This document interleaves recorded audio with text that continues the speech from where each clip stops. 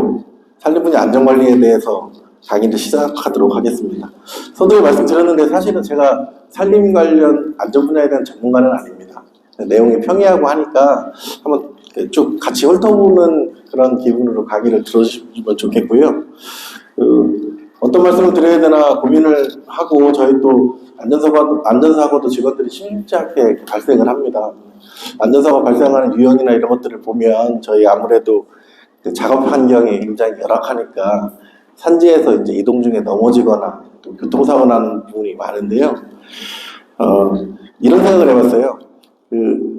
대부분 저희들은 신입 직원 위주로 굉장히 걱정이 많거든요. 혹시 현장에서 어떤 사고가 나지 않을까, 교통사고도 나지 않을까 걱정이 많은데 실질적으로 사고 나는 부분들을 살펴보면 과장급들이 사고를 많이 냅니다. 그래서 뭐 원인이랄까 이렇게 개인적으로 생각을 해보고 이 강의에 대해서 생각을 해봤더니 이런 것 같아요. 겨울철에 차량 운행들 많이 하시지 않습니까? 4륜구동차가 있고 2륜구동차가 있는데 혹시 어느 차가 더 사고율이 많은지 혹시 알고 계세요?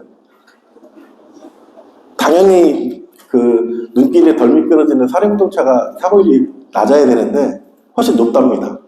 이유가 내 차는 4륜구동이니까 괜찮겠지 하는 마음으로 운행을 하시다 보면 절대적으로 보면 4륜구동차가 더 안전하겠지만 실제 이제 사고 나는 비율로 보면은 4륜구동차가 더 많이 나더라 이런 보고도 있고요. 또 하나는 여러분들 몸 건강해지시려고 보약들 드시지 않습니까? 보약을 먹어서 건강해지는 것도 있지만 보약을 먹으면서 내 몸을 이렇게 관리해야 되겠다는 마음가짐이나 그런 마음가짐에서 나오는 행동 때문에 건강해지지 않나 싶어요. 그래서 안전사고도 마찬가지로 너무나 당연하고 그런 것들을 쉽게 그냥 간과하고 가다 보면은 사고가 나는 경우가 많고요. 또 습관화되고 이렇게 만성화되면서 안전사고가 발생하는 경우가 많으니까 다시 한번 부탁드리지만 전체적으로 큰 흐름에서 이렇구나라는 것을 한번 되짚어보는 방향으로 그렇게 강의를 들어주셨으면 좋겠습니다. 목차는 산림재해 2의 안전사고 예방대책, 취약요소별 사고 예방 조치 요령, 마지막으로 안전사고 발생 시 응급조치 요령에 대해서 말씀드리겠습니다. 산림재해 2의 부분입니다. 중대재해법 실시 이후 산림재해에 대한 범위가 굉장히 넓어지는 것 같아요. 옛날에는 직접적인 사고나 부상을 재해로 보는 경우가 많은데 지금은 뭐 그런 것뿐만 아니라 질병도 포함이 되고요. 정신적인 부분도 포함이 되고 어쨌든 간에 사업 수행을 하면서 뭔가 연관성이 있는 부분이 하나라도 있으면 대부분 다 재해로 이렇게 분류가 되시는 것 같아요. 여기 전문위원 분들 중에는 기관장 하시는 분들도 계시고 도에서 뭐 과장님도 하셨고 그다음에 지금도 이제 기술사 사무소나 엔지니어링 사무소 대표 역할을 하고 계시는 부분이 있으셔서 잘 아시겠지만 굉장히 광범위해서 책임 소재가 굉장히 많습니다. 그래서 이번에 이제 저희가 교육하면서 재해에 대한 강의를 하는 것도 그리고 응급처치 요령에 대한 강의를 하는 것도 그런 큰 틀에서의 재해 예방 측면에서 실시한다고 이해해 주시고요. 그리고 이를 통해서 좀 재해에 대한 좀 경각심을 좀 갖고 한 분이라도 사고 날 일이 사전에 좀 예방됐으면 하는 그런 바람을 갖고 있습니다. 그리고 산업안전보건관리라는 말이 있습니다. 산업안전관리는 산업재해로부터 인명과 재산을 보호하기 위해 위험 요소를 제거하고 재해 및 직업병을 예방함으로써 근로자가 안전하고 쾌적하게 생활 환경에서 일할 수 있도록 관리하는 것이 산림안전보건관리인데요. 큰 틀에서는 직접적으로 재해 원인되는 것을 제거하고 관리하는 것도 안전보건관리라고 볼 수 있겠지만 오늘 여기에서 강의를 들으시는 것도 산업안전보건관리의 한 일환으로 봐주시면 좋을 것 같습니다. 자, 저희가 전문위원님들께서 현장에서 일하시면서 어떤 업무적인 위해 요소가 있고 위험 요소가 있는지 한번 나열해 봤습니다. 첫 번째로는 산지를 대상으로 평가 자문 활동 시에 아무래도 이동을 차량으로 하고 장기간 또 이동하는 경우가 많고 그리고 오랫동안 아침 이른 시간부터 늦게까지 진행되는 경우가 있기 때문에 물론 운전은 저희 직원들이 하시겠지만 여러 가지 상황을 고려했을 때 차량 운전에 따른 교통사고 위험성이 굉장히 저희 위원님들은 큰 상황입니다. 그리고 제가 아까 마음가짐 말씀드렸는데 현장 경험이 너무 많으시니까 안전사고에 대한 경각심이 좀 낮고 그다음에 연령층이 아무래도 고령층이 많다 보니까 신체 활동이 저하되면서 안전사고가 발생하는 위험도가 굉장히 높은 그런 상황입니다. 그리고 또 그런 마음가짐으로 아니면 평소에 일하시던 그런 습관으로 일하시다 보니까 착용해야 될 안전장비를 저희 직원들도 마찬가지지만 미착용하고 업무를 수행하시면서 개인 부주의에 대한 사고 요인도 많은 것 같고요. 그리고 아무래도 이제 업무 보시는 대상지가 산지에 있는 계류가 대부분이기 때문에 계류의 이수를 포함해서 기상적 요인에 의한 위험성이 상당히 높은 그런 실정입니다. 또 야외 활동을 하기 때문에 유행성 출혈력이라든지 찌찌가무신병 등의 풍토병 감염 위험이 비교적 많고요. 뱀이나 벌, 진드기 등 위해 동물에 의한 피해 가능성이 굉장히 높은 상황입니다. 그리고 또 제일 많은 빈도수로 발생하는 것 같은데 돌아다니시다 보면 내가 인지하지 못하는 그런 식물의 독성에 의해서 알러지가 발생해서 이렇게 피부 질환이 발생하는 경우가 굉장히 많습니다.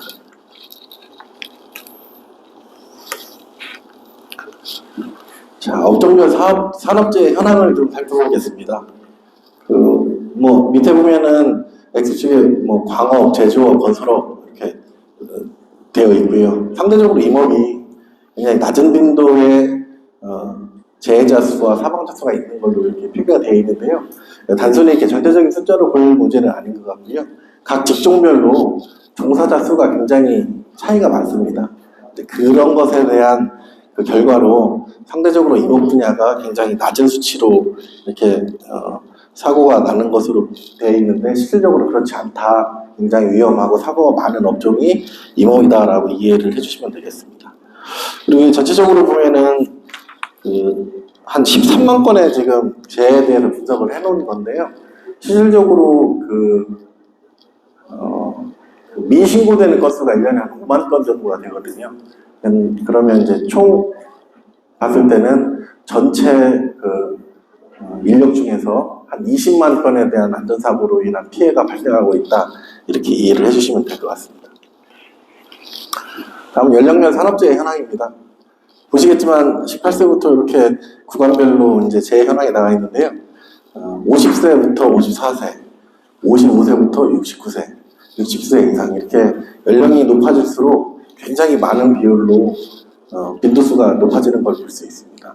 아까 마찬가지로 그 종사자 수에 대한 업종별 안전사고 발생 건수 혹은 그 피해자 수를 말씀드렸다시피 사실은 적극적으로 직장 생활을 하면서 활발하게 업무를 보시는 분들은 제가 봤을 때는 30대에서 49세, 50세 이 정도가 가장 활발하게 사회활동을 하시는 그런 연령대이신 것 같은데 그럼에도 불구하고 50대 이후, 특히 60세 이후에 그 재해 발생 현황을 이렇게 높아지는 걸 보시면 연령층이 높아질수록 굉장히 산업재해 발생 위험이 높아지는구나 이렇게 이해해 주시길 바라겠습니다. 다음은 아까 말씀드린 거를 이제 분석을 해봤습니다. 제가 아까 말씀드렸다시피 2002년도 기준으로 해서 재해 수는 약 13만 명이 재해를 당했고요. 그리고 사망자 수는 약 2,200명이 아까운 생명을 잃은 그런 상황입니다. 총 근로자 수는 2천만 명인데 13만 건에 대한 사고로 피해를 받으셨고 제가 아까 말씀드렸다시피 신고되지 않은 건수가 1년에 한 5만 건 정도가 되는 것 같아요. 그걸 합쳐보면 2천만 명의 근로자 중에 20만 명의 재해가 발생하고 그 중에 1%가 사망사고다 이렇게 생각하시면 될 것 같습니다. 그리고 2022년 기준으로 재해율은 0.65%인데 임업은 0.77%에 해당하고 만 명당 발생하는 업무상 사고 사망자 수를 만인율이라고 하는데 타 사업은 평균적으로는 만인 사망률이 1.1인 반면에 이 몸은 일정 공사로 다소 낮지만 아까 말씀드린 대로 이 몸이라는 특수성 때문에 이게 하루 종일 작업하거나 1년 사시사철 작업을 하는 게 아님에도 불구하고 이 정도 그 타 사업 평균과 비슷한 수치를 보고 있다는 것은 상대적으로 이 몸으로 인한 사고 발생 그 빈도가 높고 위험성이 높다고 이렇게 이해해 주시면 될 것 같습니다. 그 재해 유형은 제일 큰 게 넘어짐으로 발생하는 재해가 19.2% 제일 많고요. 그 다음에는 이제 떨어짐, 낙상이 될 것 같고요. 끼임이나 절단, 배임, 찔림, 부딪힘 순으로 재해가 많이 발생하고 있습니다. 아까 말씀드렸다시피 60세 이상 재해 및 사망자 수는 4만 5천여 분으로 가장 높이를 차지하고 그래프에서 보셨다시피 연령이 높아질수록 사고재해가 굉장히 많이 발생하고 있는 그런 실정입니다. 그 산지에서 발생하는 사고 종류에 대해서 간단히 적어봤는데요. 첫 번째로 아까 설명드렸다시피 현장에서 넘어지는 사고가 많습니다. 특히 저희 산지에서는 돌이라든지 나무뿌리 여러 가지 저희 근무 여건이 예상되지 못하는 그런 돌발 변수들이 많은 그 장소에 위치하고 있어서 저희 직원들도 마찬가지지만 조사 현장에서 넘어짐으로 인한 사고가 많이 발생하고 있고요. 그 다음에 인도나 이동 중에 교통사고 그리고 폭염이나 한파 저희 한참 더울 때도 고생 많이 하셨겠지만 계절적 특성으로 인한 그런 질환도 많이 발생하고 있는 상황입니다. 그리고 우거진 숲으로 인해서 뱀이나 벌레, 쥐 등에 의해서 여러 가지 질병으로 인한 피해도 많이 발생하고 있고요. 작업지 내에서의 안전사고, 저희 위원님들하고는 큰 연관성은 없지만 사고 종류로 봤을 때는 이런 사고들도 많이 발생하고 있습니다. 안전사고의 요인을 한번 여러 가지 그 카테고리로 분석을 좀 해봤습니다. 그 인적 요인으로 보면 우선은 과다한 작업으로 인한 사고가 많이 발생하고요. 피로, 지식이나 경험의 부족, 부주의, 명령 위반이나 불이행, 작업 방법의 부적당으로 인해서 이제 인적 요인에 의한 안전사고가 발생하는 경우가 많습니다. 이 중에서는 제가 볼 때 저희 전문위원님들이나 저희 직원들이 가장 많이 해당하는 것은 부주의인 것 같습니다. 좀 주의를 기울이고 다니시면 사전에 예방할 수 있는 그런 안전사고들이 이렇게 내가 뭐 잘 아니까 이 지역도 잘 알고 내가 이런 업무를 잘 해봤으니까 하는 마음을 갖는 순간 언제든지 사고가 발생할 수 있다 이렇게 생각해 주시길 바라겠습니다. 그리고 물적 요인으로는 안전장치의 불안전이라든지 기계장비의 밀집 배치 그리고 보호장비의 미착용 등으로 물적 요인에 의한 사고도 많이 발생합니다. 이 세 가지 중에서는 제가 봤을 때는 보호장비의 미착용이 해당할 것 같습니다. 가장 많이. 근데 이제 저희도 이제 보호장구를 가지고는 다니는데 착용하기가 좀 부담스럽고 또 불편함에 의해서 사고 발생 위험도 있기 때문에 그 장비를 미착용하고 하는 경우가 있는데요. 거창하게 생각하실 부분은 아닌 것 같고 예를 들면 이제 산지에 가시면서 제가 이제 2009년도부터 근무를 하고 있었는데 처음에 저희 타산사 평가나 업무차 이렇게 같이 좀 현장을 모시고 가면 구두를 신고 오시는 분들이 그렇게 많으셨어요.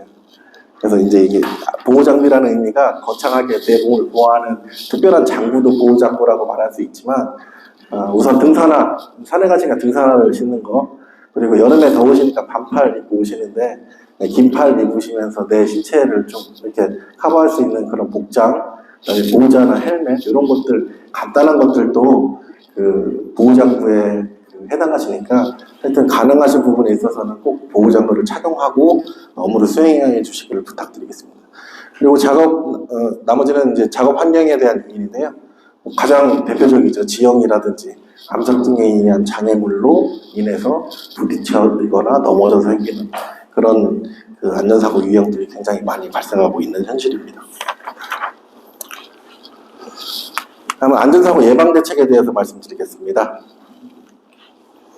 그 재난법 시행 이후에 각 사업장별로 안전보건관리 계획이라는 것을 작성하고 이행하게끔 되어 있습니다. 저희도 지금 안전보건관리 계획을 수립해서 그에 따라서 안전한 작업이 될 수 있도록 직원들한테 교육 홍보를 하고 있고요. 저희 협회 안전보건관리 주식도를 이제 말씀을 드리면 근로자에 대한 안전사고 예방을 위해서 지부장이라든지 실장이 책임자가 돼서 관리 감독자로서의 역할을 하게 됩니다. 그 관리 감독자 위에는 안전보건 총괄 책임자라는 연구조사 수장님이 맡고 있는 그런 직책이 있고요. 그걸 총괄하시는 사무처장님이 안전보건관리 책임자로 선임이 돼서 활동하고 계십니다. 당연히 안전보건 관련된 관리 담당자가 저희가 배정이 되어 있고요. 그리고 법에서 요구하는 그런 자격증을 가진 사람이 원래는 안전보건 관리자가 되어야 되는데, 저희 같은 인원수가 많지 않은 그런 조직에서는 솔직히 안전관리 인원을 충족시키면서 운영할 수 있는 여건이 좀 어렵기 때문에 전문기관에 위탁을 해서 안전보건 관리자 역할을 자문받고 있는 그런 식으로 운영을 하고 있습니다. 다음은 안전사고 대책 방안입니다. 저희가 안전사고를 예방하기 위해서 주기적으로 교육을 실시하고 있습니다. 직원들한테는 현장조사 나가기 전에 사무실에서 모여서 출장 나가는 직원에 대한 교육도 실시하고 있고요. 현장에서도 업무 수행 전에 안전장구 착용이라든지 주의점에 대해서 안내를 하고 있습니다. 그리고 부서별로 관리감독자 지정 운영 등 안전보건 관리 체계를 철저히 이행하고 있습니다. 관리감독자의 역할은 참여자의 안전보건 상승 상태라든지 건강 상태, 피로도 등을 점검하고 응급조치 등 안전보건 교육 실시를 하고, 그다음에 유해하거나 위험한 요인에 대한 무해에 대한 유도 등의 그런 업무를 하고 있습니다. 그리고 당연하지만 업무에 수행하는 직원들에 대한 안전모라든지 보호구 착용 의무화 및 구급상자를 차량에 항상 비치해서 활용을 하고 있고요. 그다음에 뱀이라든지 벌이라든지 진드기라든지 이런 유해 동물에 대한 사전 인지라든지 피해 상황 발생 시에 대처하는 방법, 그리고 인근에 있는 응급 의료시설에 대한 사전 파악을 통해서 사고를 예방하고자 그렇게 노력하고 있습니다. 자, 사고 예방을 위한 생활 기본 사이클입니다. 맨 위에 또 보시면 안전사고를 예방하기 위해서는 올바른 작업 자세를 가지고 업무를 수행하셔야 되고요. 짐을 든다든지 저희가 이동하는 도중에 산에서 뛴다든지 이런 행위를 모두 포함해서 무리한 동작을 배제하시고 업무를 수행하셔야 될 것 같습니다. 그리고 말씀드렸던 등산화라든지 보호장비, 간단하게는 긴팔을 입어서 내 신체를 보호할 수 있는 그런 복장을 착용하시고, 그리고 업무를 수행하셔야 되고요. 그리고 평소에 저희가 업무 수행하면서 여러 가지 상황이 있을 수 있는데, 평소에 건강한 생활 습관을 통해서 내가 좀 안전사고 발생의 미연에 방지할 수 있는데 스스로의 몸을 만드시는 것도 굉장히 중요할 것 같습니다. 그리고 이런 인식 같은 거를 특별하게 생각하셔서 본인의 자율적으로 안전사고 예방에 대한 그런 예방 활동을 해 주시는 것이 안전사고 예방을 위한 모범적인 생활 기본이라고 말씀드릴 수 있겠습니다. 자, 취약 요소별 사고 예방 조치 요령에 대해서 말씀드리겠습니다. 두 가지로 구분을 해놨는데요. 첫 번째는 차량 이동 환경에 관한 것이고요.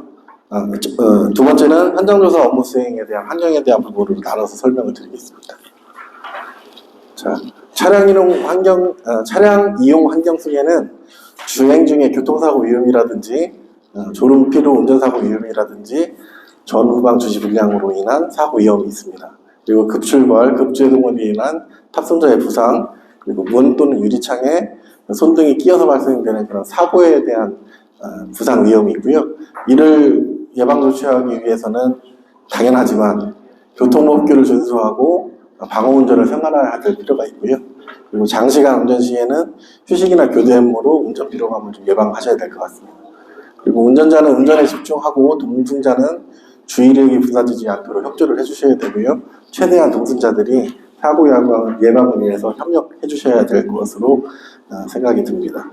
그리고 출발 전에는 경로를 예측하고 안전하게 주행하고 도로 환경을 주시해서 급제동을 한다든지 이런 부분이 없도록 노력을 해 주셔야 될 것 같습니다. 다음은 현장 조사 업무 수행 환경에 대해서 말씀드리겠습니다. 첫 번째로 급발사 비타민 또는 바위 등 지형적 요인에 의해서 넘어지거나 미끄러짐에 따른 부상의 위험이 있을 수 있습니다. 그를 예방하기 위해서 활동 예정 구역 내 경사라든지 돌출 바위면 등 지형적 위험 요인을 사전에 좀 파악해서 회피하거나 충분한 사전 대비가 될 수 있도록 업무를 수행하셔야 될 것 같습니다. 그리고 굉장히 뭐 중요한 부분이기도 한데 저희가 현장 가다 보면 뭐 넘어져서 다치는 것보다는 넘어지는 지점에 뭔가 장애물에 의해서 뭐 뼈가 부러진다든지 찔린다든지 하는 경우가 굉장히 많더라고요. 그래서 이제 날카로운 그루터기나 가시 등에 찔리거나 긁히는 위험이 현장에는 많은데요. 이를 예방하기 위해서는 조사 지역 내 날카로운 그루터기나 덩굴류, 가시식물 등 식물에 의한 위험성을 파악해서 우회하거나 피해가 나지 않도록 대비를 하셔야 될 필요가 있습니다. 그리고 뱀에 물리거나 볼에 쏘이거나 독충, 온나무 등 알레르기 발생으로 인한 위험 요소도 있는데요. 이를 예방하기 위해서는 아까 말씀드렸다시피 목이 긴 장화, 등산화와 같은 안전화를 착용하시고 꼭 여름이더라도 좀 불편하시더라도 긴 소매의 옷을 현장 가실 때는 꼭 입으시길 부탁드리겠습니다. 그리고 진행 방향의 뱀이나 벌집, 풀새기 등 독충 유무를 확인해서 사전에 그를 회피하는 그런 사전 대비에 철저함을 기해 주시길 바라고요. 그리고 수시로 진드기 같은 경우에는 작업 중 아니라 귀가하셔서도 피해가 발생될 수 있는 그런 부분이기 때문에 그 독충의 공격이나 피해 유무에 대해서 작업 전후로 확인을 좀 해 주셔야 현장 조사하면서 큰 사고가 발생하지 않을 것으로 그렇게 생각이 됩니다. 다음은 장비 등에 대한 부상 위험인데요. 이거는 저희하고는 좀 거리가 있는 부분이어서 넘어가도록 하겠습니다. 그리고 이제 다섯 번째, 벼락이나 돌풍, 혹소, 혹한 등에 의한 부상, 그리고 열사병 동상 등 기상적 원인에 의한 부상, 질환 발생 위험이 저희 현장에서 일하시는 분들에게는 굉장히 중요한 사항이라고 생각됩니다. 물론 벼락이 치거나 돌풍이나 혹서기에는 업무를 좀 지양하시는 게 사고 예방에 가장 이제 도움이 되겠지만 저희가 재난 업무를 하다 보니까 부득이하게 기상행위 좋지 않고 여러 가지 문제가 있음에도 불구하고 긴급하게 이제 업무를 수행해야 되는 경우가 많습니다. 이제 그럴 때에는 안전장소 확보라든지 조치를 선행하신 후에 업무를 수행하시기를 부탁드리겠고요. 그리고 체력이라든지 건강 상태가 나쁘고 피로도가 높은 경우에는 주의력이나 현장 적응력 저하로 사고 발생 빈도나 위험성이 증가할 수 있습니다. 이런 때에는 개인이 잘 판단하셔서 미안해서 말 못하시는 경우도 많을 거라고 생각이 드는데 그거랑 관계없이 그보다 중요한 게 안전사고 예방이니까 저희 직원들한테 얘기하셔서 컨디션이 안 좋은 날은 작업을 좀 지양하시고 안전사고가 발생 안 하게끔 휴게를 취하실 수 있도록 그렇게 해주시길 부탁드리겠습니다. 그리고 야외에 장시간 노출됐을 때 찌찌가무시라든지 유행성 출혈열, 렙토스피라 등 감염 위험이 많고요. 특히 요즘에는 진드기로 인한 사고도 많이 있어서 그를 예방하기 위해서 이상 징후가 나타나면 반드시 병원 가서 진료를 받으시기를 부탁드리겠습니다. 그리고 절벽이나 제방, 사막댐 등 높은 곳에서 조사 등 활동 시 추락사고 위험성이 매우 높습니다. 그리고 우천이나 상수나 적설이나 모래 등 위험 요소가 항상 현장에는 존재하고 있기 때문에 이에 대한 사고 예방을 위해서 빗물이나 상수, 적설 등 위험 요인의 유무에 따라서는 발디딤의 위치를 좀 조심해 주시고요. 안전로프 설치도 안전조치를 충분히 하신 후에 업무를 수행해 주시길 부탁드리겠습니다. 그리고 회피하시는 게 가장 중요한 것 같아요. 괜히 위험 상황을 인지하셨음에도 불구하고 강행하시지 마시고 좀 시간이라든지 이런 걸 좀 여유 있게 활용하셔도 되니까 위험 요소에 대한 우회를 통해서 조사 목적이 달성될 수 있도록 그렇게 업무 수행을 부탁드리겠습니다. 그리고 보조자는 길을 안내하거나 유도하거나 안전 지원에 대한 역할을 분담하셔서 전체적으로 안전사고 발생하지 않도록 노력을 부탁드리겠습니다. 다음은 안전사고 발생 시 응급조치 요령입니다. 자, 안전사고 발생 시 응급조치 요령은 순서대로 단계를 말씀드리면 현장 상황에 대한 판단, 그 다음에 구조 요청, 그 다음에 환자에 대한 안정, 그리고 처리 순으로 진행을 하시면 될 것 같습니다. 우선 현장 상황 판단은 사고가 발생을 하면 현장의 안전 상태나 위험 요소를 미리 좀 파악을 하시고요. 구조자 자신이 구조 활동을 하면서 사고가 나면 안 되기 때문에 구조자 자신의 안전 여부를 반드시 확인하시고, 그리고 사고 상황이나 부상자 수를 파악한 후에 주변에 도움을 줄 수 있는 사람이 있으면 꼭 도움을 받을 수 있도록 선조치를 해주시기 바랍니다. 그리고 기타 조치를 할 사항들에 대한 현장 판단을 좀 신속하고 정확하게 하셔서 사고를 잘 해결할 수 있는 그런 준비를 좀 해주셔야 될 것 같고요. 다음은 구조 요청입니다. 사고와 동시에 저희 119다든지 구조 요청을 할 수 있는 기관에 반드시 연락을 하셔서, 혹시나 지금은 괜찮지만 좀 상황이 악화될 수도 있기 때문에 큰 사고 예방을 위해서는 반드시 119라든지 구조 요청에 대한 구조 요청을 꼭 수행을 하시고 조치를 하시길 부탁드리겠습니다. 다음은 환자의 안정입니다. 의식이 없으면 즉시 구조 요청을 하시고 심폐소생술을 할 필요가 있고요. 주변이 위험한 환경일수록 즉시 안전한 곳으로 환자를 이송해서 안전을 좀 확보해 주시길 부탁드리겠습니다.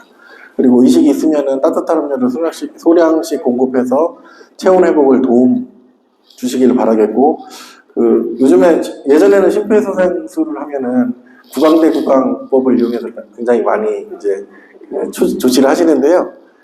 저희 응급조치 요령인 가이드라인에 보면 심폐소생술 하실 때는 마우스 투 마우스에 의한 심폐소생술은 요즘에는 권하지 않습니다. 감염이라든지 그런 위험 요소가 있기 때문에 요 점 참고해 주시기 바라겠습니다. 요 다음 시간에 저희가 심폐소생술 교육이 예정되어 있거든요. 뒤에 강사 선생님도 와 계신데, 그래서 이 부분에 대해서는 뒤에 교육이 겹치기 때문에 넘어가도록 하겠습니다.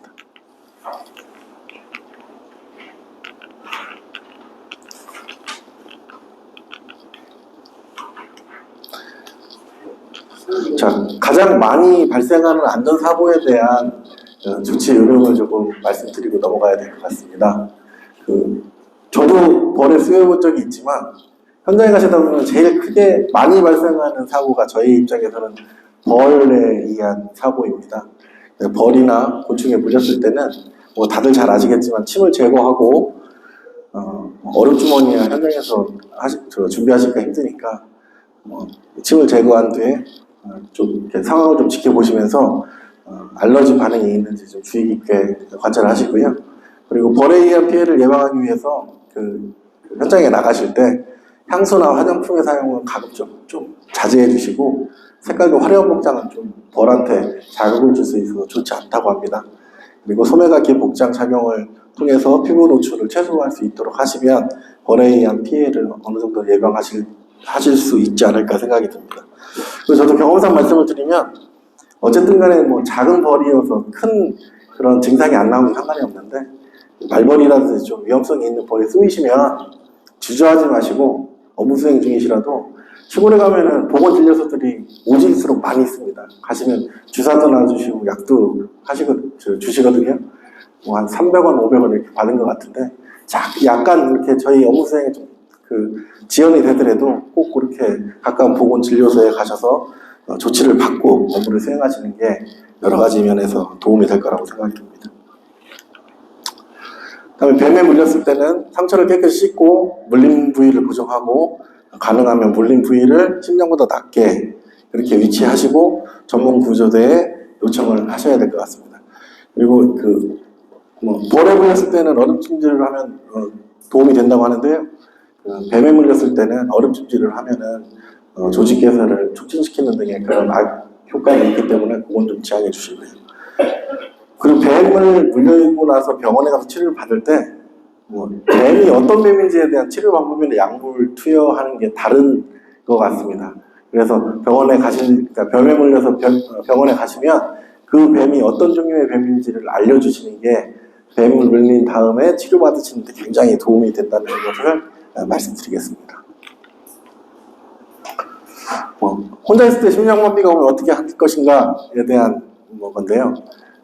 소개를 시켜드리면, 겁먹지 말고 강하게 반복적으로 기침을 하면 멈춰있던 심장마비가 풀릴 수 있는 그런 효과가 있다고 하고요. 그 다음에 심장이 압박을 스스로가 주셔도 원래 심장이 리듬으로 들어갈 수 있도록 그렇게 도움이 되는 경우가 있으니까 이런 걸 좀 참고하셔서, 타인이 있으시면 타인의 도움을 받으시고 제세동기가 있으면 제세동기의 도움을 받으면 되는데, 의식이 있으신 상태에서는 혼자 계실 때라도 그냥 멈춰 계시지 마시고 제가 소개해드린 방법으로 기침을 하거나 뭐 심장을 자극하거나 해서 심장마비에 대한 좀 완화 효과를 보실 수 있도록 그렇게 조치해 주시길 바라겠습니다.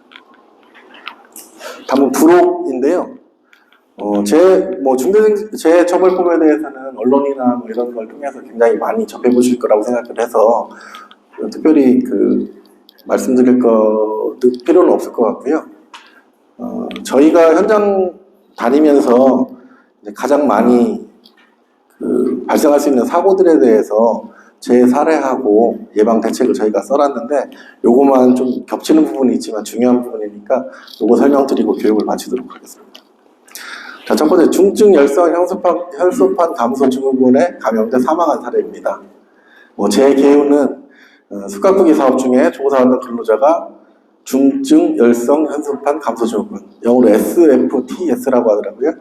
바이러스에 감염된 작은 진드기에 물려서 잠복기를 거쳐서 최초의 감기 증상으로 시작해서 발열, 그다음에 어지럼증이 지속되고 심해져서 병원에 입원했더니 SFTS 진단을 받고 이후에 백혈구 감소증, 혈소판 감소증, 급성 심부정증을 보이다가 폐혈증으로 사망한 그런 사례입니다.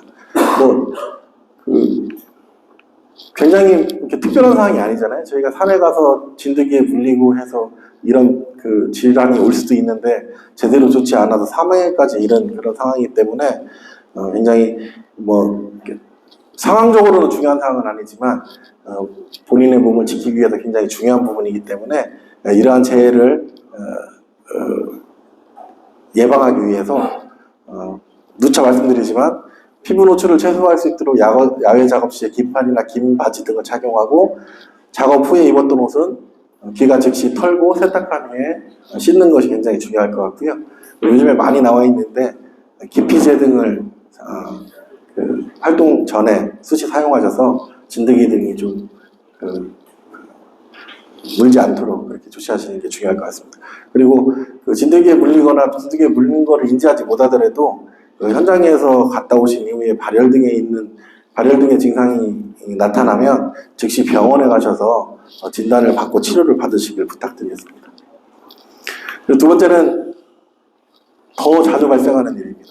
계곡으로 하산하는 과정 중 경사지에서 미끄러져 사망한 사건입니다. 개요를 말씀드리면 산림에서 작업 수행 후에 계곡부로 하산하는 과정에서 경사지에서 미끄러져서 추락해서 암석에 부딪혀서 이제 사망한 그런 사례인데요. 이것도 저희가 언제든지 발생할 수 있는 그런 중요한 재해 사례인데 급경사지를 피해서 이동하거나 그다음에 미끄럼 방지 기능이 있는 안전화를 신거나 해서 이런 사고를 미연에 방지를 해 주셨으면 좋겠습니다. 뒤에 부분은 장비에 대한 사례니까요. 그거는 따로 설명드리지 않기로 하고요. 한 가지 아시는 분은 아시겠지만 저희 협회에서도 예전에 큰 사고가 한 번 있었습니다. 사방댐을 점거하는 과정에서 사방댐에서 밑으로 추락해서 이제 사고가 사고가 발생한 건 있었는데 경험적으로 봤을 때 이게 낮은 곳에서 떨어져서 큰 사고가 안 나고 그다음에 높은 곳에서 일어나서 큰 사고가 나고 이런 경우가 대부분이지만 그렇지 않은 경우도 많이 있더라고요. 낮은 곳에 떨어지더라도 굉장히 상황적으로 위험할 수 있는 상황들이 또 있으시니까 제가 서두에 말씀드렸다시피 뭔가 좀 나는 괜찮겠지 내가 경험이 많으니까 이런 상황에서는 내가 잘 대처할 수 있겠지 하는 그런 안전에 대한 경각심 없이 활동하시기보다는 언제든지 나도 이렇게 안전사고에 노출될 수 있다는 그런 경각심을 가지고 저희 업무를 수행해 주시면 혹시나 이런 사고를 미연에 방지할 수 있을까 그런 마음을 마지막으로 전하면서 강의를 마치도록 하겠습니다. 감사합니다. 그리고 이 다음 시간에는요 심폐소생술에 대한 강의를 소방서에서 와서 해주시는데요. 실습 위주로 이게 진행이 돼서 시간 예정보다는 조금 더 걸릴 것 같아요. 바로 교육을 시작한다고 하시니까 이성하지 마시고 다음 강의 들어주시면 감사하겠습니다.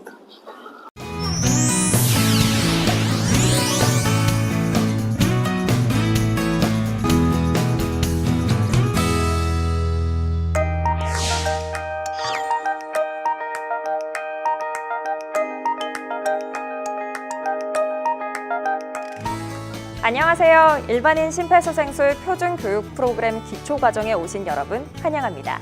저는 진행을 맡은 김희주입니다. 여러분은 심폐소생술에 대해 얼마나 알고 계신가요? 지금부터 온 국민이 알아야 할 필수 지식, 심폐소생술에 대해 알아보겠습니다. 먼저 심폐소생술의 중요성을 담은 영상을 보고 본격적으로 시작해 보도록 하겠습니다. 여느 때와 다름없는 아침 출근 시간. 40대 회사원 민호 씨는 가슴이 뻐근함을 느꼈지만 대수롭지 않게 여기고 괜찮아. 출근을 했습니다. 괜찮아. 아니 뭐 좀 아직 좀 뻐근하긴 한데 아유 우리 나이 되면 다 그렇지 뭐. 아유 너무 걱정하지 마. 알았어 다음 주부터 운동할게. 이따 봐. 여보 사랑해. 또 왜 이러지? 갑자기 가슴 통증을 느낀 뒤 그대로 쓰러지고 마는데 사람 쓰러졌어요! 모두들 어찌할 줄 몰라 우왕좌왕 발만 동동 구르는 상황에서 한 남자가 나타났습니다. 되는 거 아니에요? 근처 회사에 다니는 회사원 승준 씨. 저기요, 제 말 들리세요? 저희 심정지 상태인 것 같습니다. 심폐소생술을 실시해야 될 것 같아요. 괜히 섣불리 나섰다가 잘못되면 어떡해요? 제가 회사에서 심폐소생술을 배웠습니다. 여자분은 119에 신고해 주시고 남자분은 심장 충격기 좀 가져다 주십시오. 심장 충격기요? 네. 승준 씨는 회사에서 배운 대로 주변에 도움을 요청한 뒤 쓰러져 있는 민호 씨에게 즉시 심폐소생술을 시행했습니다. 넷, 다섯, 여섯, 일곱, 여덟, 아홉, 힘내보죠? 열, 열하나, 네, 열둘, 여기 강남구 열셋, 이런 로 열넷, 80일이거든요? 열여, 열일곱, 열여덟, 여기 열아홉, 사람이 쓰러졌어요. 스물하나, 스물둘, 네. 스물셋, 스물넷, 심정지 상태인 것 스물다, 같아요. 스물여섯, 스물일곱, 빨리 좀 와주세요. 스물여덟, 스물아홉, 네. 서른. 열셋, 열넷, 심장 충격기 가져왔습니다. 심폐소생술 할 줄 아십니까? 아, 지금 못하는데요? 네, 제가 할 수 있습니다. 저 그럼 가슴 압박 좀 부탁드리겠습니다. 알겠습니다. 네.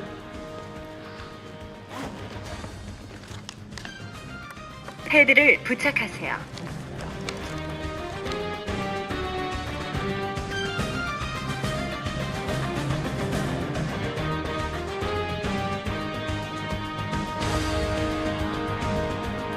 모두 떨어지세요.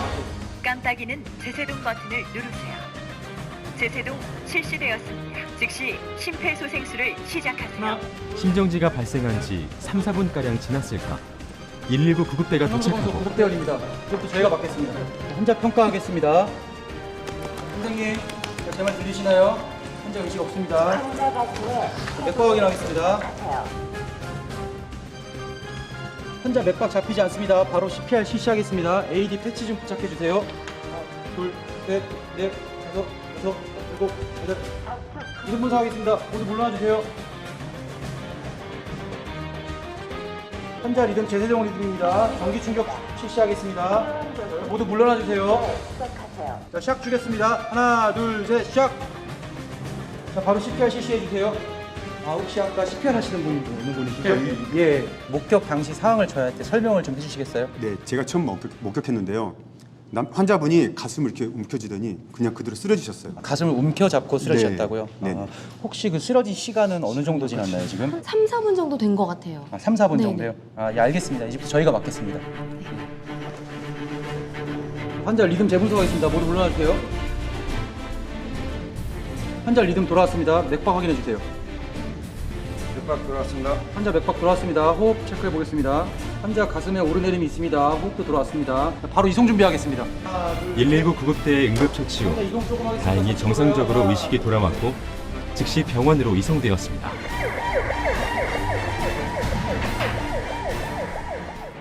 며칠 후 위험한 상황에서도 며칠 만에 전과 같은 모습을 되찾은 민호 씨. 당신이 혹시나 하는 심폐소생술, 누군가에게는 절실한 생명의 끈이 될 수도 있습니다. 급성 심장정지는 혈액을 순환시키는 심장의 활동이 갑자기 멈추어 신체 기능이 정상적으로 작동하지 않는 상태입니다. 질병관리청의 조사 결과에 따르면 급성 심장정지 발생 환자는 3만여 명, 사망자는 2만 8천여 명으로 교통사고 사망자 3,300여 명의 약 8배에 해당합니다. 이렇듯이 급성 심장정지는 더 이상 남의 일이라고 볼 수 없습니다. 심장정지 발생 장소를 살펴보면 가정이 약 40%에 해당하며 가장 많이 발생하는 장소로 나타났습니다. 즉, 여러분들이 주로 생활하는 여러 공간에서 발생한다고 볼 수 있죠. 만약 여러분의 가족이나 주변 사람에게 갑자기 심장정지가 발생한다면 어떻게 하시겠습니까? 심장정지 환자를 구할 수 있는 유일한 방법은 바로 심폐소생술입니다. 심장정지가 발생하면 혈액순환이 즉시 중단됩니다. 이때 심폐소생술이 이루어지면 정지된 심장을 대신해서 심장과 뇌에 산소가 포함된 혈액을 보내게 됩니다. 이와 같은 이유로 심장정지가 발생한 사람을 살리려면 무엇보다 신속하게 심폐소생술을 시행하는 것이 중요합니다. 심장정지 발생부터 가능한 빨리, 늦어도 4분에서 5분 이내에 심폐소생술이 시작돼야 생존 가능성이 높아집니다. 우리는 그 5분을 생명의 골든타임이라고 부릅니다. 심장이 멈춘 뒤 목격자가 즉시 심폐소생술을 시행한 경우에는 심폐소생술을 시행하지 않은 경우에 비해 심장정지 환자의 생존율이 약 2배에서 3배 이상 증가되며 자동심장 충격기를 사용한 경우에는 약 4배에서 5배까지 증가되는 것으로 알려져 있습니다. 하지만 심장정지가 5분 이상 경과되면 산소 공급이 중단되어 뇌 손상이 발생할 수 있습니다. 그렇기 때문에 최초 목격자의 즉각적인 대응이 심장정지 환자의 생존율을 높이는 데 매우 중요합니다. 심폐소생술은 구급대원도 의료진도 아닌 심장정지 발생 환자의 바로 옆에 있는 여러분이 시작해야 합니다. 최근 질병관리청 급성심장정지 조사 주요 결과에 따르면 일반인 심폐소생술 시행률은 2008년 1.9%에서 2019년 24.7%로 11년 전에 비해 약 13배 크게 증가하였습니다. 우리나라에서 해마다 발생하는 3만여 명의 심장정지 환자의 생존율 역시 2006년 2.3%에서 2019년 8.7%로 13년간 4배 정도 증가하였습니다. 그리고 목격자가 심폐소생술을 시행했을 경우의 생존율은 15%로 시행하지 않았을 때의 생존율 6.2%보다 약 2.4배 높아진다는 걸 알 수 있습니다. 그런데 우리는 심폐소생술의 중요성에 대해서는 알고 있지만 정작 심장정지 환자가 발생했을 때 심폐소생술 시행을 주저하는 경우가 많습니다. 그 이유는 내가 나섰다가 살리지 못하면 어떡하지? 라는 두려움 때문일 것입니다. 심장정지 환자에게 심폐소생술을 하는 도중 발생한 문제는 법률로 보호하고 있으니 걱정하지 않으셔도 됩니다. 무엇보다 생명을 구하는 것이 우선이므로 심폐소생술을 잘하지 못하더라도 아무것도 안 하는 것보다는 반드시 목격자가 현장에서 가슴 압박만이라도 시행하는 것이 중요합니다. 여기 함께 힘을 합쳐 심폐소생술로 생명을 구한 영웅들이 있습니다. 최근 아파트 앞에서 의식을 잃고 쓰러진 70대 경비원을 주민들이 함께 심폐소생술로 구조한 사례입니다. 일을 하다 갑자기 쓰러진 경비원을 한 주민이 발견해 심폐소생술을 시작했고 관리사무소 직원들도 현장에 도착해 당시 아파트에 있던 자동심장 충격기를 사용했다고 합니다. 바쁜 오전 시간이었지만 현장에 있던 주민들은 너나 할 것 없이 한마음으로 구급활동을 도왔다고 하는데요. 의식을 회복한 경비원은 2번 사는 기분이라며 도움을 준 주민들과 119 구급대에 감사의 마음을 전했다고 합니다. 이 사례에서 주목할 것은 처음 쓰러진 경비원을 발견한 주민이 전화도움 심폐소생술로 119 구급대원의 지시를 받으며 심폐소생술을 했다는 점입니다. 심폐소생술에 자신이 없다 하더라도 119에 신고하고 구급상황요원의 도움을 받는 것이 중요합니다. 또한 많은 심폐소생술 교육기관에서 심폐소생술 교육이 이루어지고 있으므로 평소에 이를 익혀두는 것이 필요합니다. 주민들의 발빠른 대처가 생명을 살리는 데 도움이 된 사례를 함께 살펴봤습니다. 앞으로도 지속적인 심폐소생술 교육을 통해 모든 국민들이 심폐소생술을 올바르게 알고 실시할 수 있도록 노력해야겠습니다. 자, 지금부터 5분의 기적, 심폐소생술에 대해 배워보겠습니다. 시작해볼까요?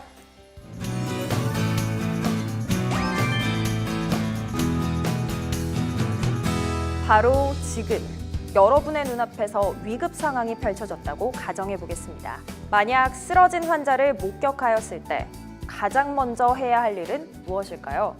환자가 심장정지 상태인지 반응을 확인하고 심장정지 상태를 의심했다면 119에 신고하고 자동 심장 충격기를 가져오도록 도움을 요청한 후 환자에게 정상적인 호흡의 움직임이 있는지를 확인해야 합니다.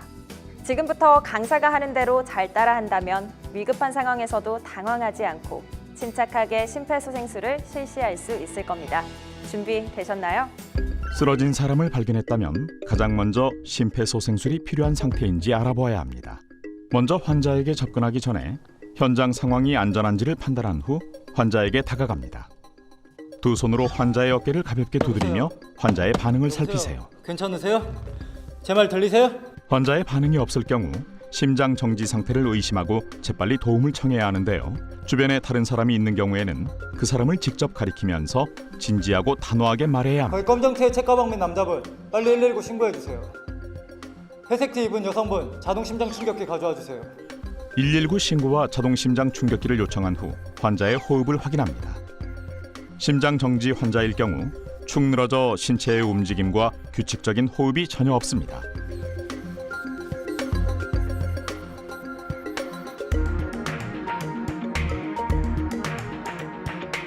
불규칙한 호흡을 보이거나 쓰러진 직후 짧게 경련을 보이는 것도 심장 정지 증상일 수 있습니다.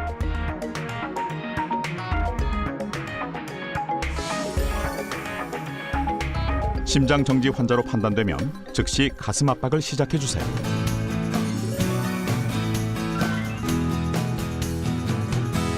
함께 따라해 보세요.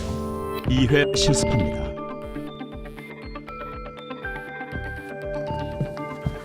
여보세요? 여보세요? 괜찮으세요? 제 말 들리세요?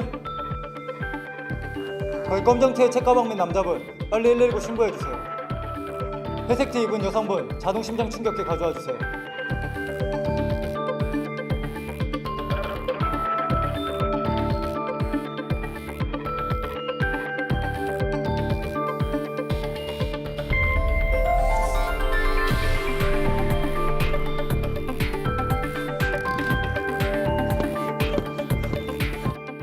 함께 따라해 보세요.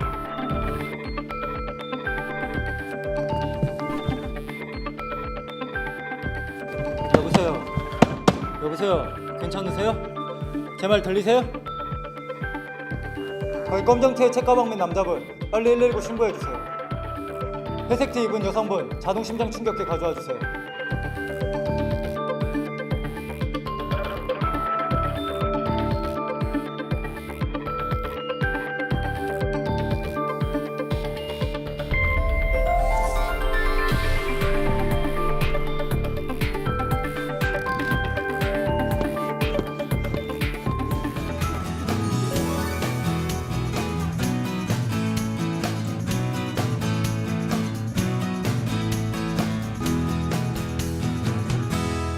함께 따라해 보세요.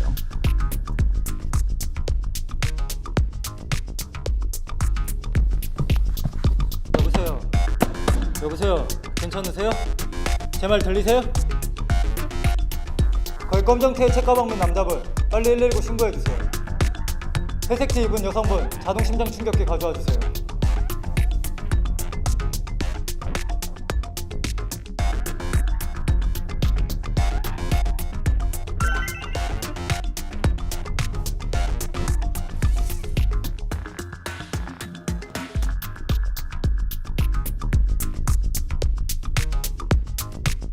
함께 따라해 보세요.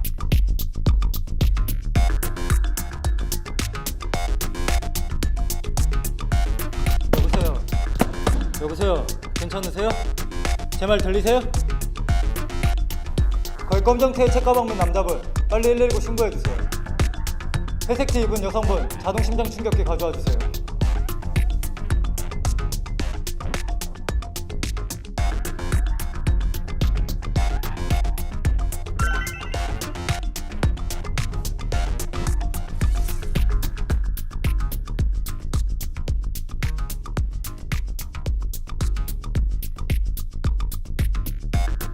모두 잘 따라 해보셨나요?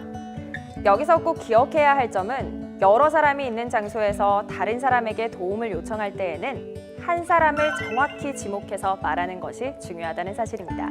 119 신고와 함께 자동 심장 충격기를 요청하는 것도 잊지 마십시오.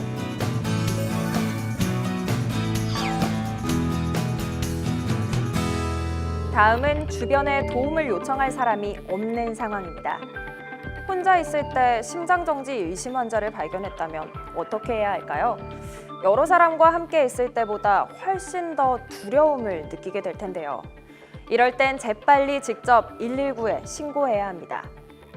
신고를 하면 구급대원이 현장에 도착하기 전까지 스피커폰을 활용하여 직접 심폐소생술을 할 수 있도록 구급상황요원이 방법을 안내해 줄 것입니다.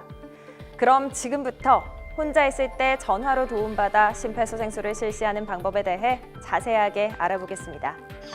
만약 집이나 거리에서 쓰러지는 환자를 혼자 발견했다면 환자에게 다가가 양어깨를 두 손으로 가볍게 두드려 환자의 반응을 살피세요. 제 말 들리세요? 환자의 반응이 없을 경우 심장 정지 상태를 의심하고 신속하게 119에 신고해야 하는데요. 휴대폰이나 집 전화로 119를 누르고 구급 상황 요원의 안내에 따릅니다. 119입니다. 무엇을 도와드릴까요? 저희 아버지가 갑자기 쓰러지셨어요. 도와주세요. 환자가 발생한 위치가 어딘가요? 한국동 대한아파트 103동 1004호요. 의식이 있는 상태인가요? 아니요, 깨워도 반응이 없어요. 그럼 정상적으로 숨을 쉬는 상태인가요? 숨을 쉬지 않는 것 같아요. 환자는 지금 심장정지 상태로 판단됩니다. 구급차를 보냈으니 우선 안심하시고요. 스피커폰으로 바꾼 뒤 안내에 따라 심폐소생술을 해주시면 됩니다. 구급대원이 현장에 도착할 때까지 심폐소생술을 수행할 수 있도록 스피커폰을 활용합니다. 전화기를 옆 바닥에 놓아두시고 절대 끊지 마시고요. 구급대가 도착할 때까지 도와드리겠습니다. 일단 환자를 평평한 곳에 반듯하게 눕혀주세요. 평평하고 딱딱한 바닥에 반듯하게 눕히고 베개 등은 빼주시기 바랍니다. 환자의 가슴을 노출해 주시고요. 환자의 옷을 탈의하고 가슴을 노출시킨 다음 환자 옆에 무릎을 꿇고 앉으시고요. 한쪽 손에 손 뒤꿈치를 가슴뼈의 아래쪽 2분의 1 부분에 올려놓고 그 손등위에 다른 손바닥을 포개어 겹쳐 올려놓으세요. 무릎을 꿇고 반쯤 선 자세로 양 팔꿈치가 굽혀지지 않게 쭉 펴고 겹쳐놓은 양 손바닥으로 환자 가슴을 누르세요. 이렇게 구급상황요원의 안내에 따라 심폐소생술을 진행하면 됩니다. 심폐소생술의 자세한 설명은 다음 장에서 계속될 예정입니다.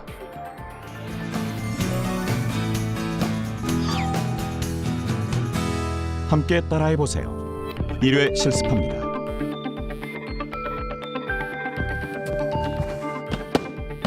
아버지, 괜찮으세요?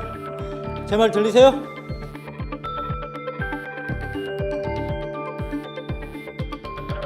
(119입니다) 무엇을 도와드릴까요? 저희 아버지가 갑자기 쓰러지셨어요. 도와주세요. 환자가 발생한 위치가 어딘가요? 자신의 집 주소를 말하세요.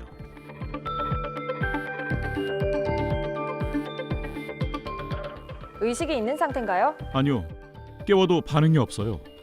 그럼 정상적으로 숨을 쉬는 상태인가요? 숨을 쉬지 않는 것 같아요. 환자는 지금 심장정지 상태로 판단됩니다. 구급차를 보냈으니 우선 안심하시고요. 스피커폰으로 바꾼 뒤 안내에 따라 심폐소생술을 해주시면 됩니다. 전화기를 옆 바닥에 놓아두시고 절대 끊지 마시고요. 구급대가 도착할 때까지 도와드리겠습니다. 일단 환자를 평평한 곳에 반듯하게 눕혀주세요. 환자의 가슴을 노출해 주시고요. 환자 옆에 무릎을 꿇고 앉으시고요. 한쪽 손에 손 뒤꿈치를 가슴뼈의 아래쪽 2분의 1 부분에 올려놓고 그 손등위에 다른 손바닥을 포개어 겹쳐 올려놓으세요. 안내에 따라 심폐소생술을 해주시면 됩니다.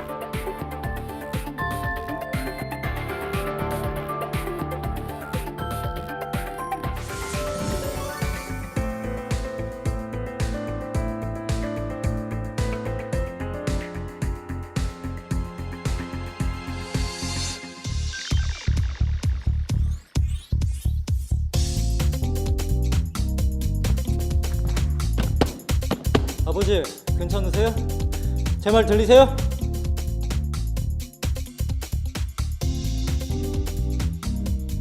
(119입니다) 무엇을 도와드릴까요? 저희 아버지가 갑자기 쓰러지셨어요. 도와주세요. 환자가 발생한 위치가 어딘가요? 자신의 집 주소를 말하세요.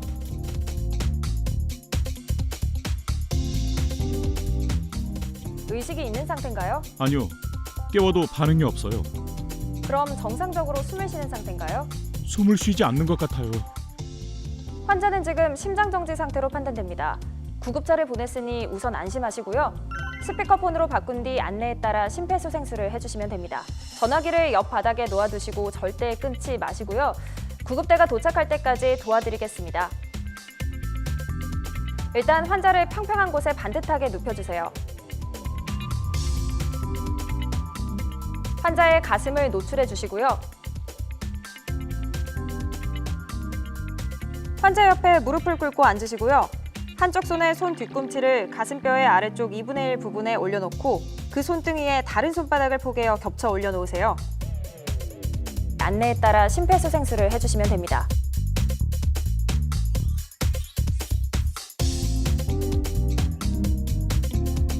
눈앞에서 사람이 쓰러지는 모습을 목격하게 되면 누구나 당황하기 마련이죠. 게다가 그 사람이 나와 가까운 사람이라면 더더욱 그럴 것입니다. 이럴 때 주의해야 할 행동이 있습니다. 가족 중 누군가 쓰러지면 119가 아니라 가까운 가족에게 먼저 전화해서 도움을 청하는 분들 많습니다. 또 심장정지 환자를 일으키거나 직접 병원으로 이송하는 일도 하면 안 됩니다. 그러는 동안 환자가 돌이킬 수 없는 상태로 악화될 수도 있기 때문입니다. 심장정지 환자에겐 무엇보다 신속한 신고가 가장 중요합니다. 반드시 119에 신고하고 환자의 상태와 위치를 정확하게 알려야 합니다. 환자가 심장정지 상태임을 확인한 뒤 가장 먼저 도움을 청해야 하는 곳은 119라는 것 꼭 기억해 주세요.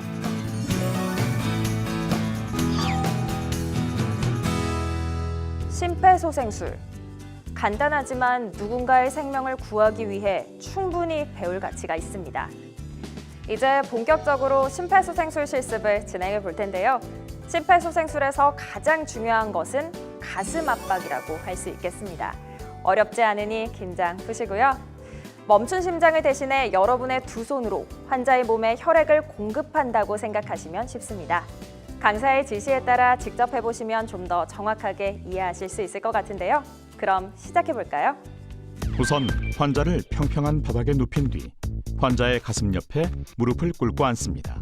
환자의 윗옷을 벗겨 가슴을 드러내야 정확한 가슴 압박 위치를 확인하고 자동 심장 충격기 패드를 정확한 위치에 붙일 수 있습니다. 가슴뼈의 아래쪽 2분의 1 지점, 바로 이 부분을 말합니다. 이 부분에 손목과 손의 경계선 바로 윗부분, 즉 손바닥의 두툼한 부위를 댑니다. 쉽게 이 부위를 손 뒤꿈치라 칭하겠습니다.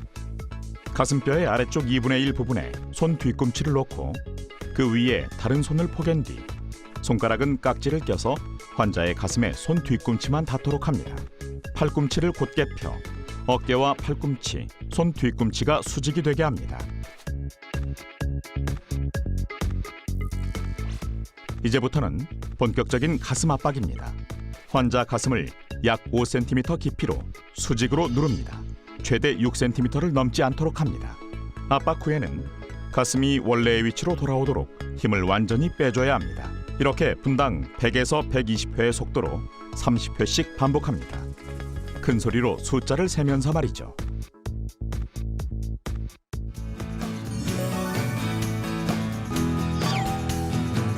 함께 해보시죠. 30회씩 7번 반복해 실습합니다.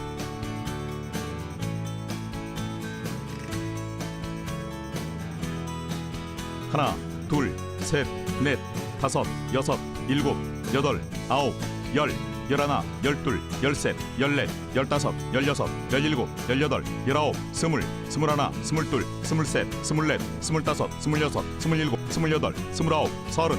하나, 둘, 셋, 넷, 다섯, 여섯, 일곱, 여덟, 아홉, 열, 열하나, 열둘, 열셋, 열넷, 열다섯, 열여섯, 열일곱, 열여덟, 열아홉, 스물, 스물하나, 스물둘, 스물셋, 스물넷, 스물다섯, 스물여섯, 스물일곱, 스물여덟, 스물아홉, 서른. 하나, 둘, 셋, 넷, 다섯, 여섯, 일곱, 여덟, 아홉, 열, 열하나, 열둘, 열셋, 열넷, 15, 16, 17, 18, 19, 20, 21, 22, 23, 24, 25, 26, 27, 28, 29, 30. 하나, 둘, 셋, 넷, 다섯, 여섯, 일곱, 여덟, 아홉, 열, 열하나, 열둘, 열셋, 열넷, 열다섯, 열여섯, 열일곱, 열여덟, 열아홉, 스물, 스물하나, 스물둘, 스물셋, 스물넷, 스물다섯, 스물여섯, 스물일곱, 스물여덟, 스물아홉, 서른. 하나, 둘, 셋, 넷, 다섯, 여섯, 일곱, 여덟, 아홉, 열, 열하나, 열둘, 열셋, 열넷, 열다섯, 열여섯, 열일곱, 열여덟, 열아홉, 스물, 스물하나, 스물둘, 스물셋, 스물넷, 스물다섯, 스물여섯, 스물일곱, 스물여덟, 스물아홉, 서른.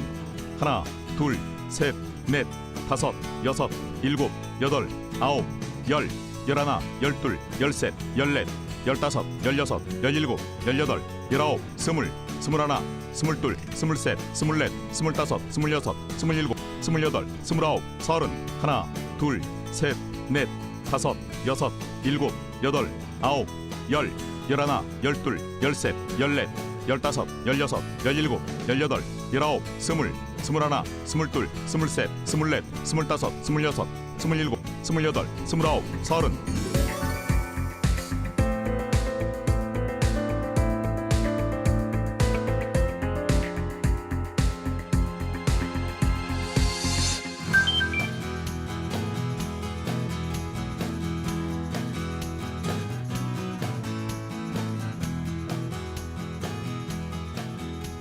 하나, 둘, 셋, 넷, 다섯, 여섯, 일곱, 여덟, 아홉, 열, 열하나, 열둘, 열셋, 열넷, 열다섯, 열여섯, 열일곱, 열여덟, 열아홉, 스물, 스물하나, 스물둘, 스물셋, 스물넷, 스물다섯, 스물여섯, 스물일곱, 스물여덟, 스물아홉, 서른.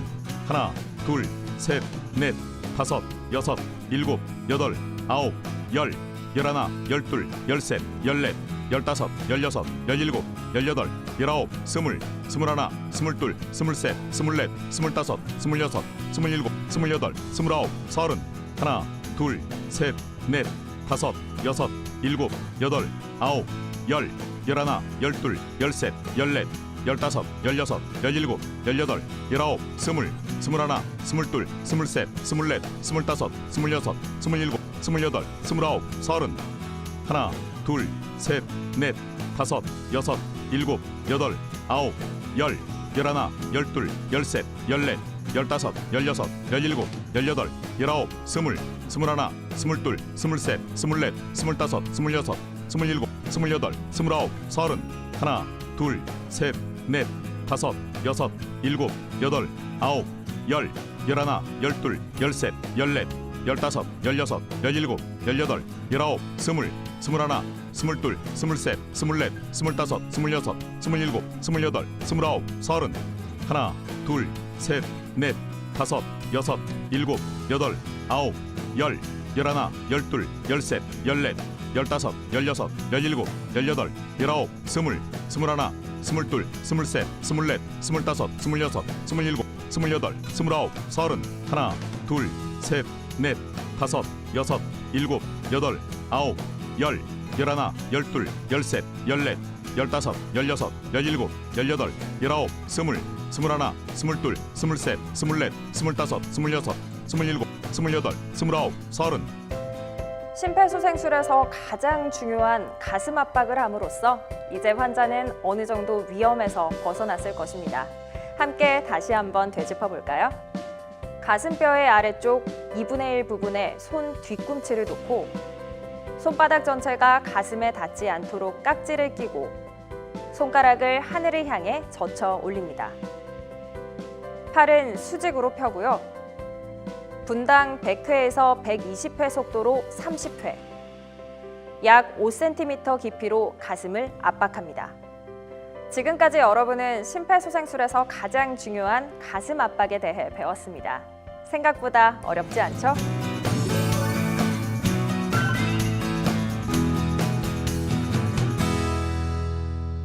이제 심폐소생술의 또 다른 단계, 인공호흡에 대해 배워보겠습니다. 2020년 심폐소생술 가이드라인에서는 심폐소생술에 익숙하지 않은 일반인 구조자는 인공호흡을 제외한 가슴 압박이라도 시행할 수 있도록 권고하고 있는데요. 따라서 인공호흡 교육을 받은 적이 없거나 받았더라도 자신이 없는 경우, 혹은 인공호흡이 꺼려져서 인공호흡을 실시하기 어려운 분은 가슴 압박만을 시행할 수도 있습니다. 하지만 소아 환자나 물에 빠진 사람 등 인공호흡이 꼭 필요한 심장정지 환자도 있으니 인공호흡을 잘할 수 있다면 더욱 좋겠죠? 그럼 지금부터 인공호흡에 대해 한번 알아보도록 하겠습니다. 한 손의 손바닥을 환자의 이마에 올려놓고 다른 손의 두 번째와 세 번째 손가락을 아래 턱뼈에 댑니다. 이후 머리를 뒤로 기울이며 턱을 들어 올려 기도를 열어줍니다. 이때 손바닥이나 팔로 환자의 목을 누르지 않도록 주의해야 합니다. 숨기를 막지 않게요. 이제 본격적으로 숨을 불어넣겠습니다.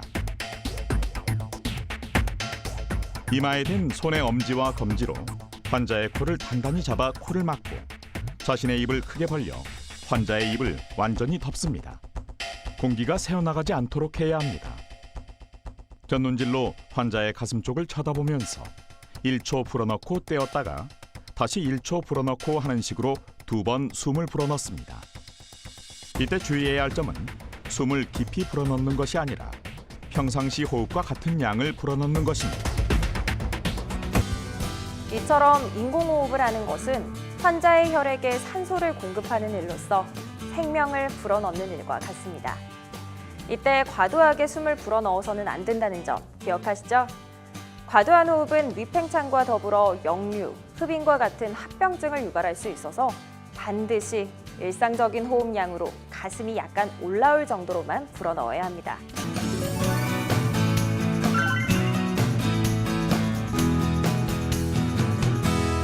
여러분, 혹시 이게 뭔지 아시나요? 이것은 바로 자동심장 충격기입니다. 자동 제세동기 또는 AED라고도 하는데요. 자동심장 충격기는 심장정지 환자에게 붙여놓으면 환자의 심장 상태를 자동으로 분석하고 또 필요에 따라 전기 충격을 줘서 심장을 다시 뛰게 하는 의료기기입니다.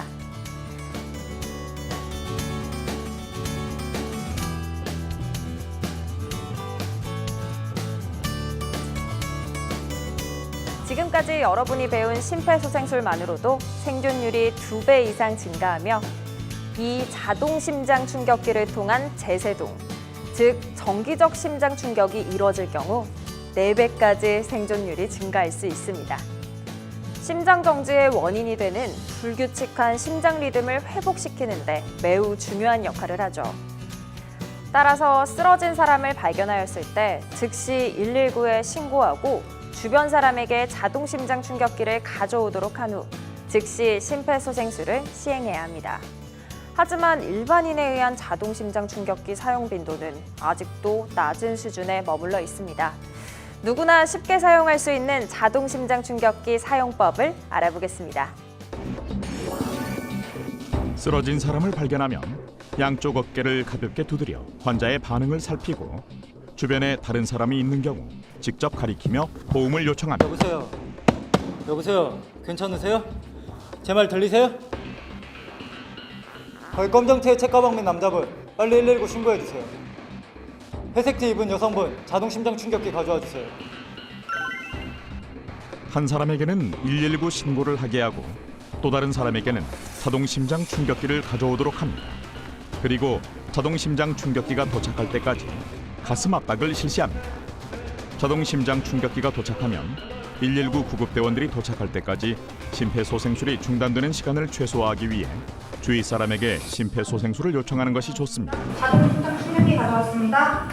가슴 압박할 줄 아세요? 네, 가능합니다. 저 대신 가슴 압박 멈추지 말고 해주세요. 가져온 자동 심장 충격기의 덮개를 열고 기계의 전원을 켭니다.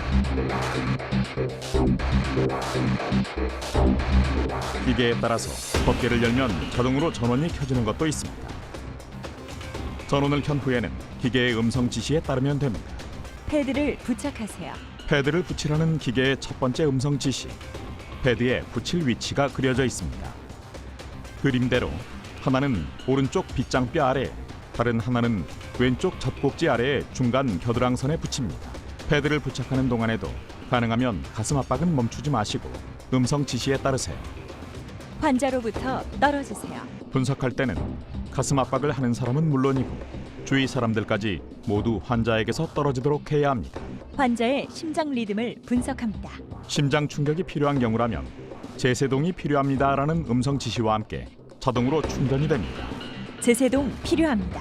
충전 중. 충전하는 동안에도 가슴 압박을 해주는 것이 좋습니다. 환자로부터 떨어지세요. 깜빡이는 제세동 버튼을 누르세요. 환자와 접촉한 사람이 없는 것을 다시 한번 확인한 뒤에 깜빡이는 제세동 버튼을 눌러 심장 충격을 시행합니다. 제세동을 실시한 뒤에는 즉시 가슴 압박을 다시 시작하세요. 가슴 압박을 시작한 뒤 90초 이후부터 가슴 압박 깊이가 감소하기 시작하므로 2분마다 가슴 압박 구조자를 교대하는 것이 고품질의 심폐소생술을 유지하면서 동시에 심장 리듬을 분석할 수 있는 장점이 있습니다. 환자로부터 떨어지세요. 환자의 심장 리듬을 분석합니다. 제세동이 필요하지 않습니다. 가슴 압박 교대하겠습니다. 자동 심장 충격기가 심장 리듬을 2분마다 재분석하는 동안 가슴 압박을 번갈아 가면서 진행하는 것이 가장 좋습니다. 패드가 제 위치에 제대로 부착되어 있는지 확인하는 일도 중요하죠. 구급대원이 올 때까지 멈추지 말고 반복합니다. 다시 한번 정리해 보겠습니다. 심장 충격기의 전원을 켜고 환자 가슴에 2개의 패드를 붙입니다. 심장 리듬을 분석할 때에는 환자에게서 떨어지고 지시에 따라 환자와 접촉한 사람이 없는 것을 다시 한번 확인한 뒤에 제세동 버튼을 눌러 제세동을 실시합니다. 이후에는 즉시 가슴 압박을 다시 시작하세요. 119 구급대가 현장에 도착할 때까지 심폐소생술과 제세동을 반복합니다. 기계의 음성 지시를 따라 그대로 시행하면 되니까 어렵지 않습니다. 다만 몇 가지 주의사항을 기억해야 합니다. 자동 심장 충격기를 사용할 때 환자와 장비는 물기가 없는 곳에 위치하도록 합니다. 또 가능하다면 패드를 부착할 가슴의 물기나 땀은 마른 수건으로 닦아주세요. 또한 자동 심장 충격기가 분석 중일 때와 재세동하기 전에 환자와 접촉을 금지해야 합니다. 그렇다면 자동 심장 충격기는 어느 곳에 비치되어 있을까요? 우리나라에서는 의료기관, 구급차, 항공기, 철도, 선박, 500세대 이상의 공동주택, 다중이용시설에 자동 심장 충격기를 설치할 것을 법으로 규정하고 있습니다. 그래서 자동 심장 충격기는 누구나 신속하게 사용할 수 있도록 많은 사람들이 이용하는 공공장소에 설치되어 있습니다. 내 주변 어디에 자동 심장 충격기가 설치되어 있는지 꼭 확인해 주세요.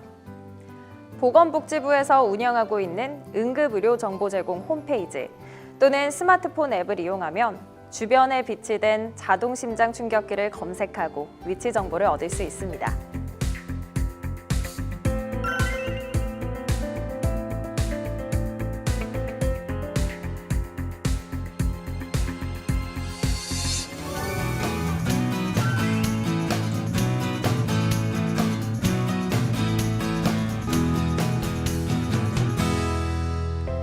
지금까지 성인 심폐소생술의 전체 과정을 익혀봤습니다. 그런데 성인에 비해서 체격이 작은 8세 미만의 소아에게는 심폐소생술을 어떻게 해야 할까요? 소아 심폐소생술의 순서와 방법은 성인과 동일하지만 약간의 차이점이 있습니다. 가장 큰 차이는 가슴 압박을 하는 강도입니다. 소아 가슴 압박은 한 손 또는 두 손으로 가슴 전후 두께의 최소 3분의 1 이상, 그러니까 4에서 5cm의 깊이로 압박해야 합니다. 압박 속도는 성인과 같이 분당 100회에서 120회로 시행합니다. 소아의 심장 정지는 대부분 호흡 정지 이후에 발생하므로 발견 즉시 인공호흡을 포함한 심폐소생술을 하는 것이 중요합니다.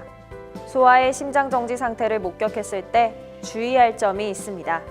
위급한 상황에서 119에 신고하기보다는 아이를 업고 병원으로 달려가는 것입니다. 하지만 이렇게 시간이 지연되는 사이 아이들은 회복 불가능한 위험에 빠질 수 있습니다. 반드시 119에 신속하게 신고한 뒤 전화통화로 구급상황요원의 도움을 받으면서 즉시 심폐소생술을 해주세요. 소아 심장 정지를 목격했을 때에는 곧바로 119에 신고부터 하고 심폐소생술을 실시할 것 꼭 기억하세요. 그럼 지금부터 소아 심폐소생술을 시작해 보겠습니다. 1세부터 8세 미만까지 소아의 심폐소생술은 성인과 크게 다르지 않습니다. 다만 강도의 차이일 뿐입니다. 옷을 벗겨 가슴을 드러냅니다. 그리고 성인과 마찬가지로 가슴뼈의 아래쪽 2분의 1 부분에 손 뒤꿈치를 올리고 팔을 수직으로 쭉 펴니다. 한 손 또는 두 손을 사용해 분당 100회에서 120회의 속도로 가슴 압박 30회를 실시합니다. 중요한 것은 소아의 경우 성인보다 가슴의 두께가 작기 때문에 가슴 전후 두께의 최소 3분의 1 이상, 그러니까 4에서 5cm의 깊이로 압박을 해야 한다는 것입니다. 숨을 불어넣는 방법 역시 다르지 않은데요. 기도를 확보한 후에 코를 막고 입으로 1초씩 2회에 걸쳐 숨을 불어넣습니다. 이때 너무 세게 불지 않도록 주의하세요. 하나, 둘, 셋, 넷, 다섯, 여섯, 일곱, 여덟, 아홉, 열, 열하나, 열둘, 열셋, 열넷, 열다섯, 열여섯, 열일곱, 열여덟, 열아홉, 스물, 스물하나, 스물둘, 스물셋, 스물넷, 스물다섯, 스물여섯, 스물일곱, 스물여덟, 스물아홉, 서른.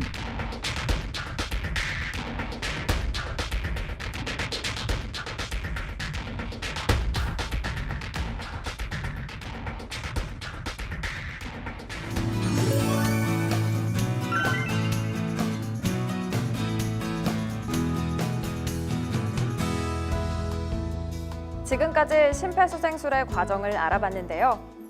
이처럼 심장정지 환자를 소생시키기 위해서는 5개의 응급처치가 연속적으로 시행되어야 하는데요. 이 과정을 생존사슬이라고 합니다. 생존사슬은 심장정지가 발생한 사람의 생명을 구하기 위해 실행되어야 하는 가장 중요한 연결고리입니다. 심장정지가 발생했을 때 생존사슬의 각 요소가 효과적으로 실행되면 심장정지 환자의 생존 가능성이 높아집니다. 함께 알아보겠습니다. 생존사슬의 첫 번째는 심장정지 인지 및 구조 요청 단계입니다. 환자를 발견한 목격자가 심장정지 발생을 인지하고 신속히 구조를 요청하는 과정으로 시작됩니다. 생존사슬의 두 번째 단계는 심장정지 환자에게 목격자가 가능한 한 빨리 심폐소생술을 하는 것입니다. 세 번째 단계는 충격 필요 리듬을 치료하기 위해서 자동 심장 충격기로 재세동, 즉 전기적 심장 충격을 하는 것입니다. 이 앞에 세 단계가 심장정지 환자를 목격한 여러분이 해야 할 응급처치입니다.